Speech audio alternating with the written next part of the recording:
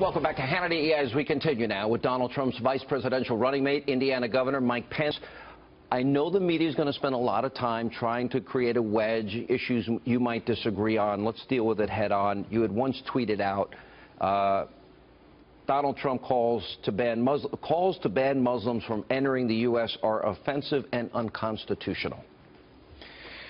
Well, first, let me say that our hearts go out to the families of the fallen in this latest horrific terrorist attack. It's awful, isn't it? In France. And I am very supportive of Donald Trump's call to temporarily suspend immigration from countries where terrorist influence and impact represents a threat to the United States. Was it a wording difference? Well, I think, you know, I've never hesitated to take issue with fellow Republicans when I don't think that things came out quite right or quite how I would have done it. But I want folks to know that I strongly agree with Donald Trump's call that we've got to do something different. San Bernardino, Orlando, Chattanooga, Fort Hood, Belgium, yeah, France, again and again and again. I took, following San Bernardino, we suspended the Syrian refugee program in the state of Indiana using the authority I had as governor. Yeah. Because we have no higher priority than the safety and security of the American people.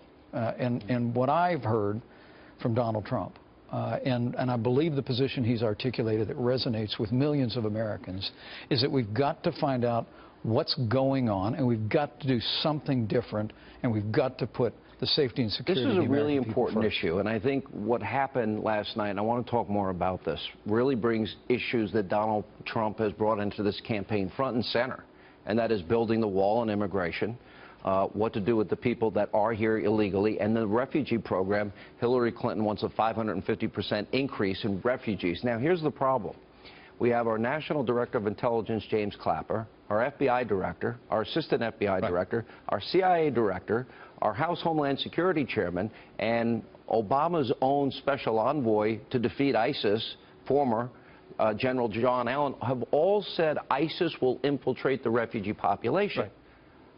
Why would we take in people if we know, like what happened in Paris, will happen here because our top intelligence people say so? Well, that's why Donald Trump is right in calling for a temporary suspension from countries that have been compromised by terrorist influence. There's no question it's the right view, but it was precisely Director Comey's testimony last fall that precipitated my decision to suspend the Syrian refugee program. He simply said, with Syria completely compromised by civil war, ISIS, and the regime of Bashar Assad, that we simply can't know who some of these people are. But the American people need to know who these people are. We have a proud tradition of refugee resettlement in my home state of Indiana and all across this country. That continues to this day, but it has to be subordinated to the safety and security of the American people. So if Hillary Clinton wants to bring in 550% more against the advice, really, of our top national security advisors, CIA, FBI Director, National Director of Intelligence, is she willing to gamble with the lives of Americans? I think it's reckless and irresponsible for Hillary Clinton to call for a 550% increase in the Syrian refugee program at a time of such peril to the United States and our allies. And let me point out that President Barack Obama used his authority in 2009 to suspend the Iraqi refugee program when 2 Iraqi refugees were found to be plotting a terrorist attack in Bowling Green, Kentucky. I mean, this is a very clear choice for the American people. How do you ascertain? The president can suspend this program unilaterally. Barack Obama did it in 2009 when he suspended the Iraqi refugee program for 6 months. Donald Trump is prepared to suspend the program unless and until it's secure. Hillary Clinton wants to increase it by 550%. We've got to have leadership. I put up these issues a lot. The money that Hillary Clinton has gotten from countries like Saudi Arabia, I have the whole list in front of me here, and other countries that practice Sharia, a very strict form of Sharia. $25 million, for example, the Clinton Foundation from Saudi Arabia. $10 million for the Clinton Library. But in Saudi Arabia, gays and lesbians can be executed. You can't build a temple, you can't build a church, and women are told how to dress, they can't drive, they're told whether they can go to work or school, and have to have a male relative to leave the house. And in some countries, it gets worse from there. So I guess the question is, if somebody wants to come to America from a Muslim country, and they grew, or maybe a country that practices Sharia, better way to put it, and they're coming from that country, how do we ascertain what's in their heart? Do they want to assimilate? Do they want the breath of freedom that America offers, that your grandparents came for? Or do they want to advance the caliphate, which is worldwide Sharia? My grandfather grew up in a little town called Tubbercurry in Western Ireland. And there's a great story about him standing with his mother looking out over the Ox Mountains. And she said, "You need to go to America because there's a future there for you." It was an American future. My grandfather always cherished his heritage. There, he would say it was across the pond.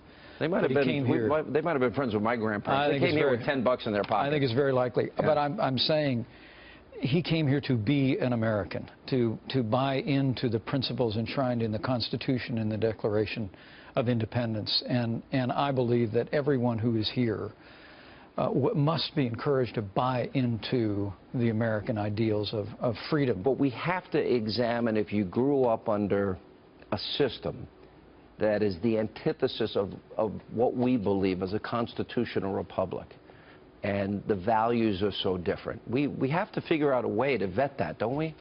Well, I think that's the challenge that Director Comey referenced. That's the challenge that we face with the refugee program.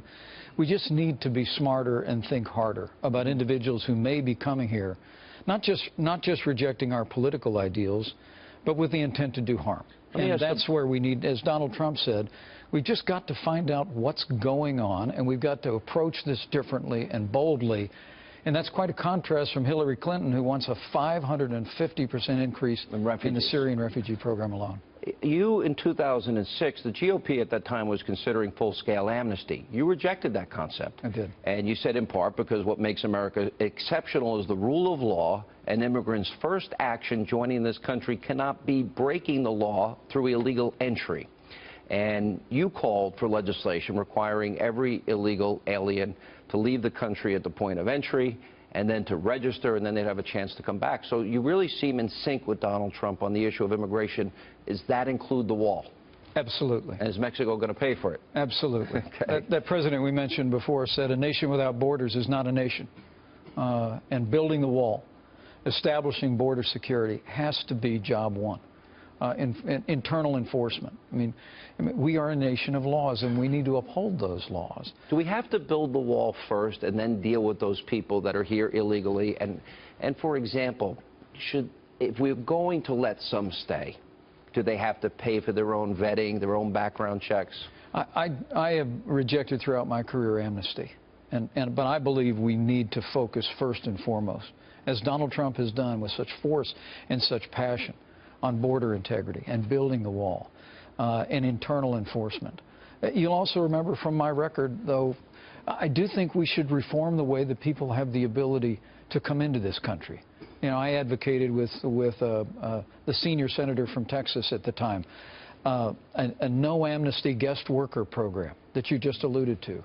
I think there are ways that we can improve the system, but everything begins with border security, which will make our nation more secure and our economy with a stronger foundation.